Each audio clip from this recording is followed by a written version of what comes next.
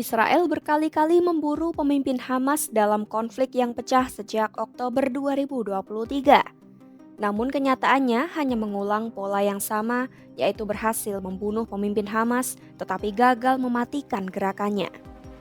Hamas tetap eksis bahkan saat sejumlah tokoh pentingnya telah gugur. Bukti apa saja yang menunjukkan Hamas tetap kuat di tengah nafsu perang Israel? Simak selengkapnya dalam video berikut.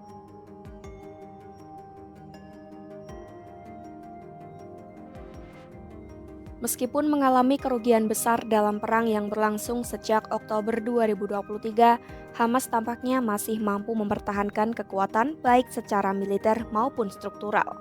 Seorang pejabat intelijen dari Timur Tengah menyatakan, unit intelijen militer Hamas selamat dari perang tanpa kerusakan signifikan. Mereka tetap memainkan peran sentral dalam menjaga kendali organisasi tersebut atas Gaza. Di saat yang sama, Hamas tampaknya tidak berambisi menang secara mutlak, melainkan hanya berusaha menciptakan jalan buntu dan bertahan sebagai sebuah gerakan. Dua target realistis yang justru membuat mereka sanggup bertahan di tengah pembantaian dan kehancuran besar-besaran. Di sisi lain, Perdana Menteri Israel Benjamin Netanyahu terus mengejar kemenangan total atas Hamas, termasuk pembebasan para sandera. Namun menurut sejumlah jenderal Israel sendiri, dua tujuan ini sulit dicapai secara bersamaan. Dalam konteks inilah muncul kritik terhadap inkonsistensi strategi Israel. Analis politik Palestina Ibrahim Dalalsyah menyebut pendekatan itu menunjukkan Israel mungkin mengira sedang membuat langkah besar, namun akhirnya tidak lebih dari episode tambahan dalam siklus kekerasan yang sudah ada. Ketegangan ini semakin terlihat saat Israel terus menargetkan para pemimpin Hamas, termasuk Yahya Sinwar, Ismail Haniyeh, dan Muhammad Deif. Namun, seperti dicatat para analis, pembunuhan ini tidak serta-merta mengubah kemampuan operasional atau sikap politik Hamas. Ilmuwan politik dari Gaza, M. Haimar Abu Sada mengatakan, jika pemimpin Hamas Muhammad Sinwar yang menjadi target terbaru Israel berhasil dibunuh, maka ini akan menjadi pukulan telak bagi Hamas.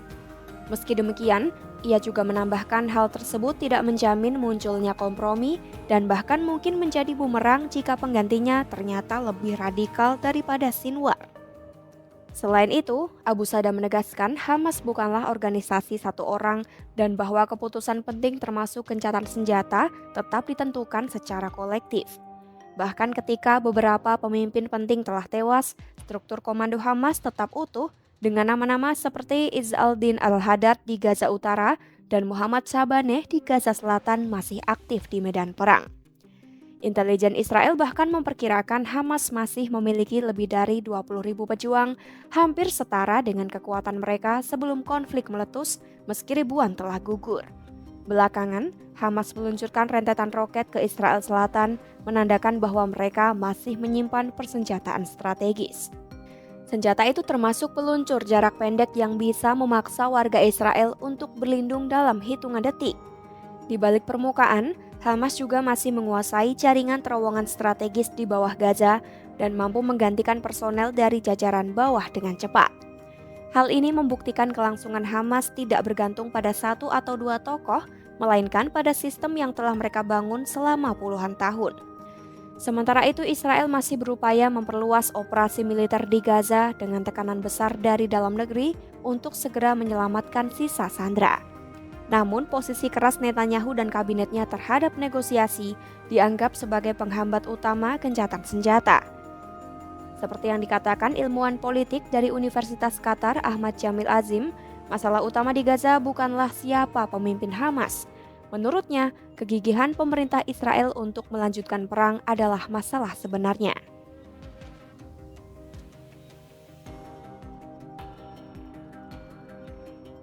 Serangan terbaru Israel pada Selasa 13 Mei 2025 malam terhadap Khan Yunis, Gaza Selatan menargetkan Muhammad Sinwar. Muhammad Sinwar adalah salah satu tokoh paling senior dan paling diburu dalam struktur militer Hamas yang tersisa di Gaza. Namun hingga kini belum ada konfirmasi resmi bahwa serangan terbaru itu berhasil menewaskan Sinwar. Sebagaimana dicatat oleh militer Israel dan juga tercermin dari pengalaman sebelumnya, konfirmasi kematian target semacam itu kerap membutuhkan waktu berminggu-minggu. Sementara Hamas sendiri terkadang menunda pengumuman selama berbulan-bulan. Muhammad Sinwar bukan sosok asing bagi aparat keamanan Israel. Lahir di Han Yunis pada 1975, ia adalah adik Yahya Sinwar, pemimpin politik Hamas yang dianggap sebagai dalang serangan 7 Oktober 2023 ke Israel.